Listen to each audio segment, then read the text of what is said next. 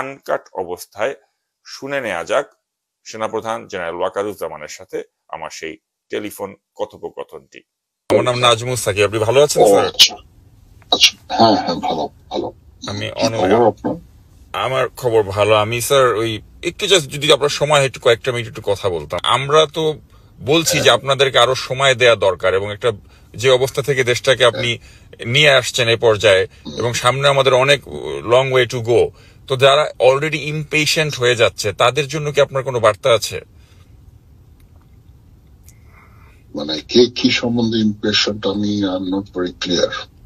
মানে কিছু কিছু মানে জায়গা থেকে মানে আপনার অবস্থানকে নিয়ে কেউ কেউ প্রশ্নবিদ্ধ মানে করার চেষ্টা করছে আপনাকে। তো মানে ধরনের আমি জানি না কি ধরনের। এই যেমন বলা হচ্ছে যে মানে এখনো মানে সেনাবাহিনীর ভেতরে অনেকে রয়েছেন মানে যাদেরকে ওই পদে রাখা হয়েছে কেন, তাদেরকে সরা হচ্ছে না কেন, বা তারা ওই আগের রেজিমের সাথে ইনকোয়ারি চলছে। হ্যাঁ জি, ইনকোয়ারি চলছে। ইনকোয়ারি হলে, ইনকোয়ারিতে দোষী সাব্যস্ত হলে অবশ্যই অ্যাকশন নেওয়া হবে। জি, there are many issues, অনেক কিছু, অনেক ইয়ে আছে যেগুলো আস্তে আস্তে ইনকোয়ারি হচ্ছে। Inquiry take some time. Without proof, প্রমাণ না হলে কারো বিরুদ্ধে কোনো অ্যাকশন নেওয়া যায় না। জি, তো এই প্রক্রিয়াটা একটু ধীর প্রক্রিয়া চলছে। জি, তো দেখা যাক। এটা আমাদের বেশ কিছু জিনিস আছে যেগুলো করতে হবে। আচ্ছা আচ্ছা। আর আরেকটা বিষয় জানতে চাচ্ছি আপনার কাছ থেকে, আরেকটা বিষয় জানতে চাচ্ছি স্যার, যে মানে এই যে এখনো যে মানে সেনাবাহিনী কেন ব্যারাকে ফিরে যাচ্ছে না, এই কথা অনেকে বলছে যে সেনাবাহিনীর এখন থাকা উচিত না মাঠে, তাদেরকে চলে যাওয়া উচিত। এটার সাথে কি আপনি এগ্রি করেন? আমি তো যেতে চাই, যত তাড়াতাড়ি সম্ভব যেতে চাই। জি, বাট প্রবাবলি আমাদের আরো কিছু কাল থাকতে হবে, বিকজ পুলিশ এখনো তাদের দায়িত্ব নেওয়ার মতো অবস্থায় নাই। জি, পুলিশ বাহিনী তো অলমোস্ট ডিজলভ হয়ে গিয়েছিল, এখনো দায়িত্ব নেওয়ার মতো হয়নি। দায়িত্ব নেওয়ার মতো হলে অবশ্যই আমরা ফেরত চলে যাব। আর এই যে আনসারকে কিন্তু থাকতে চাই না। জি, আর এই যে আনসারকে কেন্দ্র করে বা এই যে নানা মানে রিক্সাওয়ালাদেরকে কেন্দ্র করে যে একটা অস্থিতিশীল অবস্থা যারা সৃষ্টি করার চেষ্টা করছে, এটাকে আপনি কিভাবে দেখছেন? এটাকে অবশ্যই আমরা কাউন্টার করছি। যেমন অনেক ধরনের হচ্ছিল, যেমন আরইবিতেও এরকম একটা সমস্যার সৃষ্টি হয়েছিল। আমরা বুঝিয়ে তাদেরকে ক্ষান্ত করেছি, তাদেরকে বুঝিয়েছি। তো অনেকেরই তো অনেক ধরনের লোকের সবার কষ্টের মধ্যেই আছে। তারপরে আমাদের ধৈর্য ধরে আস্তে আস্তে এগুলো সলভ করতে হবে। জি, এবং আনসারের ওটা তো আমরা অ্যাকশন নিয়েছি। 9 ডিভিশন কাজ করেছে এবং আনসারদের নিবৃত্ত করেছে। জি, আর স্যার আরেকটা বিষয় একটু জানতে চাচ্ছি যে কেউ কেউ বলছে যে শেখ হাসিনাকে কি মানে সেফ এক্সিটটা দেওয়াটা কি ঠিক ছিল, নাকি তাকে এখানে রেখে বিচার করাটা উচিত ছিল, এই প্রশ্ন কেউ কেউ তুলছে। তো আপনি এই বিষয়টাতে কি বলবেন?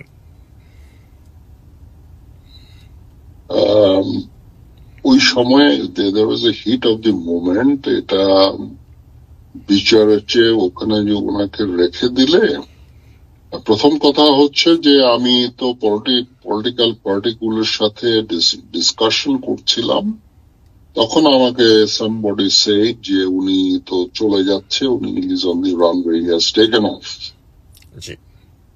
তো এটা আমি জানতাম না যে that she is leaving the country, but তারপরেও আমি মনে করি যে থাকলে তখন ওনারা লাইফ রিস্ক হতে পারত অত লোকজন প্রতি।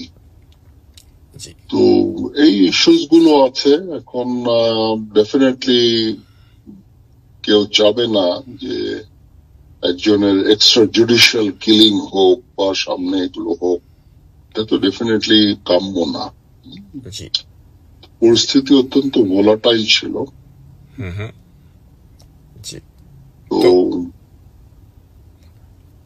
তো এখন এই যে ছাত্র জনতা, তারা তো একটা এক্সপেকটেশন করছে স্যার, যে আমরা চাচ্ছি যে এরকম একটা রেজিম যে ছিল 15.5 বছর, তার থেকে একটা উত্তরণ করে একটা সুন্দর সঠিক জায়গায় এই দেশটা চলুক। তো আপনিও কি এই ব্যাপারে আপনি কতটুকু হোপফুল? আপনি কতটুকু আমি আশাবাদী? ওনাদের, আমি আশাবাদী সবাই একসাথে যদি কাজ করি তাহলে সংস্কার করা সম্ভব হবে এবং আমরা একটা সুন্দর গণতান্ত্রিক প্রক্রিয়া আমরা যেতে সম্ভব হবে ইনশাআল্লাহ। আমরা একসাথে কাজ করে যাচ্ছি, আমিও তাদের সাথে আছি, কাজ করছি, সবাইকে সরকারকে সাহায্য করছি। তো ইনশাআল্লাহ আমরা সেই লক্ষ্যে যেতে হবে, কারণ এটা হাফ ডান অবস্থা তো রাখা যাবে না, আমাদেরকে যেতেই হবে, এটা ওই পথেই যেতে হবে, এখান থেকে ফেরত যাওয়ার আর কোনো অবকাশ নাই আমাদের। আচ্ছা, আর জনগণের উদ্দেশ্যে কি আপনার কোনো বার্তা আছে? না, একটু ধৈর্য ধরতে হবে। প্রথম কথা হচ্ছে যে অনেক মিস ইনফরমেশন চলছে, যত সংবাদ তারা পায়, আমি আমার দেখা মতো 90-95% হচ্ছে এগুলো মিথ্যা। সত্যের সাথে মিথ্যাকে মিশ্রিত করে এই সমস্ত সংবাদ পরিবেশন করা হয়, যেটা মানুষকে একটা ভুল ধারণা নেয়। এই কারণে মানুষের একটা ভুল ধারণার সৃষ্টি হয়, যেটা সমীচীন না। তো তাদেরকে ধৈর্য ধরতে হবে এবং প্রকৃত ঘটনা জানতে হবে। তো প্রকৃত সংবাদটা সেক্ষেত্রে মূলধারার যে গণমাধ্যমগুলো আছে তারা কি দায়িত্বশীল আচরণ পালন করছে বর্তমানে, আপনার কি মনে হয়? অনেকেই করছে দায়িত্বশীল আচরণ পালন করছে অবশ্যই, এবং তারা এই ধরনের সত্যের সাথে মিথ্যাকে মিশ্রিত করে করছে না। তারপরেও তাদেরকে আরো কাজ করতে হবে। আমি নিশ্চিত যে তারা আরো কাজ করবে, আরো সময় পেলে আস্তে আস্তে মিডিয়াটাও আরো সক্রিয় হবে ইনশাআল্লাহ। খালি এক জিনিসটা হচ্ছে যে আমাদের একটু ধৈর্য ধরতে হবে। 16 বছরের জঞ্জাল 16 দিনে মিটবে না, 16 মাসে যদি আমরা মেটাতে পারি সেটা অবশ্যই একটা বড় ভালো। অনেক সমস্যা হয়েছে, ব্যুরোক্রেসির মধ্যে সমস্যা, পুলিশের মধ্যে সমস্যা, সব দিকেই সমস্যা। তো এগুলোকে একটু সময় দিতে হবে, এই সরকারকে সময় দিতে হবে। আমরা মানে যদি অধৈর্য হয়ে যাই তাহলে অবশ্যই এটা ঠিক হবে না। তারা কাজ করে যাচ্ছে, আমরা তাদেরকে সর্বতভাবে সাহায্য সহযোগিতা করছি ইনশাআল্লাহ। এটা একটা আমি অবশ্যই আশাবাদী, তো সেক্ষেত্রে স্যার যেটা মূল প্রশ্ন থেকে যাচ্ছে যে ওই পতিত স্বৈরাচারের তো অনেকেই সচিবালয়ে রয়েছেন, এখনো তারা প্রশাসনের নানা জায়গায় ছড়িয়ে ছিটিয়ে আছেন, তো ওই ক্ষেত্রে একটা শঙ্কা জেগে যায়। না, আস্তে আস্তে এটাকে ঠিক করতে হবে। এখন সরকারি কর্মকর্তা কর্মচারী যে সরকার যখনই থাকে তার সাথে কাজ করে, এর অর্থ এই না যে সবাই স্বৈরাচারকে সহায়তা করে। স্বৈরাচার হোক আর যাই হোক, দৈনন্দিন কাজ তো তাদেরকে করে যেতে হবে। সেই কাজ তারা করেছে, কিছু ভালো করেছে, কিছু খারাপ করেছে, কিন্তু এভাবে প্যানিক সৃষ্টি করা যাবে না। সবাইকে এরকম একটা সিল দিয়ে এটা সবার এগেনস্টে অ্যাকশন নেওয়া, এটা ঠিক হবে না। অবশ্যই যারা যারা দোষী তাদেরকে খুঁজে বের করে শাস্তি দিতে হবে। প্যানিক সৃষ্টি করলে এই অ্যাডমিনিস্ট্রেশনও কাজ করবে না, কেউ কাজ করবে না, সবাই ভয়ে ভীত। যেমন এখন পুলিশের মধ্যে একটা বিশাল ট্রমা, এখন এই ট্রমা যদি বিরাজ করে, এই ট্রমা থেকে বের করে আনতে হবে, নাহলে তারা সাবলীল ভাবে কাজ করবে না, কাজ করতে পারবে না। এই জন্য একটু সবাইকে ধৈর্য ধরতে হবে এবং ইনশাআল্লাহ এই সরকার এগুলো আস্তে আস্তে সামাল দিয়ে উঠবে। কিন্তু স্যার আমরা ওই যে 1/11 সময় আমরা দেখেছিলাম যে এই যে বসুন্ধরা গ্রুপের যে শাহ আলম, তার সাথে মইনু আহমেদ একটা মিটিং করেছিলেন এবং এটা নিয়ে প্রচুর বিতর্ক হয়েছিল এবং পরবর্তীতে তাকে ক্রিয়া পরিষদ থেকে পদত্যাগ করতে হয়েছিল এই কারণে। তো এখন আমরা দেখতে পেলাম যে ওই যারা পতিত স্বৈরাচারের দোসর ছিল, বিশেষ করে বসুন্ধরা গ্রুপ বা এই হামিম গ্রুপ, এদেরকে আমরা দেখছি যে এখন আপনার পাশে দাঁড়িয়েও তারা কেউ কেউ ছবি তুলছে। তো এটা নিয়েও কিন্তু কেউ কেউ একটু বিতর্ক করছে। আমার পাশে দাঁড়িয়ে কেউ এরা ছবি তোলেনি। বসুন্ধরা যেহেতু আমার পাশে আমি আমি আমি অ্যাটলিস্ট কারোর পাশে দাঁড়িয়ে ছবি তুলিনি। আর এই যে বসুন্ধরার বিষয়ে কিন্তু অনেকে জানতে চাচ্ছে যে তারা যে এই সরকারের একটা পতিত স্বৈরাচারের দোসর ছিল এবং তাদের সন্তান আপনি জানেন যে মুনিয়া হত্যা এবং ধর্ষণের সাথে অভিযোগে অভিযুক্ত। তো এরকম একটি কুখ্যাত গ্রুপ তারা এখনো কিন্তু নানা ধরনের খারাপ কাজ তারা করে যাচ্ছে। তো এদের বিষয়ে কি আমরা কি কোনো শক্তিশালী অবস্থান দেখবো না? হ্যাঁ, অবশ্যই হবে, আমাদেরকে সময় দিতে হবে। আমি নিশ্চিত যে যারা কনসার্ন আছে এই ব্যাপারে তদন্ত হবে, তদন্ত করবে, তদন্ত করে সঠিক পদক্ষেপ গ্রহণ করবে। আমাদের ধৈর্য ধরতে হবে। কিন্তু স্যার আমি যেটা জানতে চাই যে এই যে অলিগার্ক শেখ হাসিনা অনেকগুলো অলিগার্ক তৈরি করেছিল, তো এই অলিগার্কদের বিষয়ে কি আপনারা কঠোর ব্যবস্থা নেবেন? তো এটা একটা প্রশ্ন থেকে যায়। আমি নিশ্চিত সরকার করবে, নিশ্চিত সরকার করবে, কিন্তু সময় দিতে হবে, একটু ধৈর্য ধরতে হবে, সময় দিতে হবে।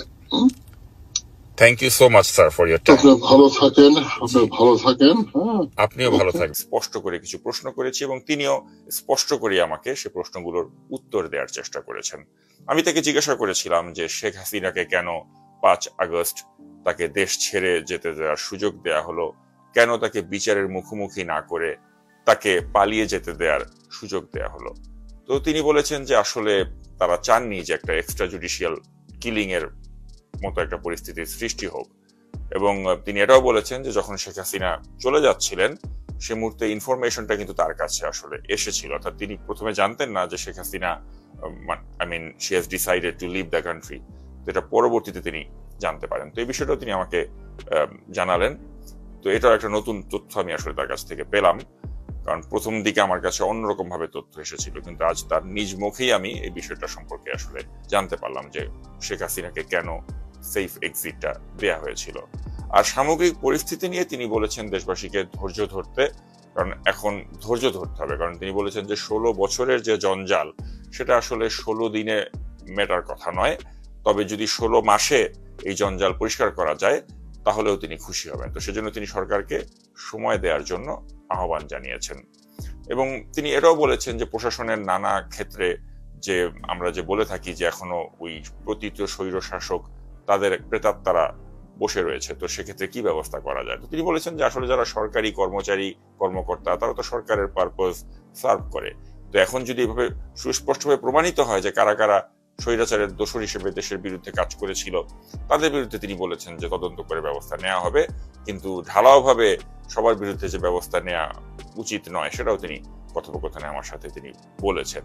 এবং তার কাছে আমি এটাও জানতে চেয়েছিলাম অলিগার্ক যারা তাদের প্রসঙ্গে, অর্থাৎ ওই পতিত স্বৈরাচারকে টিকিয়ে রাখার জন্য যে অলিগার্ক গুলো কাজ করেছিল, যে ব্যবসায়ী সম্প্রদায় কাজ করেছিল, তাদের ব্যাপারে কি পদক্ষেপ নেওয়া হবে। তো তিনি বলেছেন যে স্পষ্ট করেই যে তদন্ত সাপেক্ষে তাদের প্রত্যেকের বিরুদ্ধেই কিন্তু যথাসময়ে যথাযথ ব্যবস্থা নেওয়া হবে। এবং এক্ষেত্রেও তিনি সকলকে বলেছেন একটু ধৈর্য ধরতে, ধৈর্য ধরলে আস্তে আস্তে সময় দিলে তারা নিশ্চয়ই সবকিছু একটা স্বাভাবিক অবস্থায় ফিরিয়ে আনতে পারবেন। এবং তিনি এটাও বলেছেন যে তিনি বা তার বাহিনী যেটা এখন বর্তমানে কাজ করছে এটা আসলে পুলিশ বাহিনী যেহেতু এখনো তারা আগের অবস্থায় ফিরে আসতে পারছে না, সে কারণেই সেনাবাহিনী সর্বাত্মকভাবে আইন শৃঙ্খলা রক্ষার জন্য বা নানা পরিস্থিতিতে তারা মাঠে আছে এবং কাজ করছে। কিন্তু পরিস্থিতি যদি স্বাভাবিক অবস্থায় ফিরে আসে তাহলে তারা কিন্তু তাদের ব্যারাকে ফিরে যাবে। তো প্রিয় দর্শক, মোটা দাগে এই বিষয়গুলো নিয়ে তার সাথে আমার আলোচনা হয়েছে।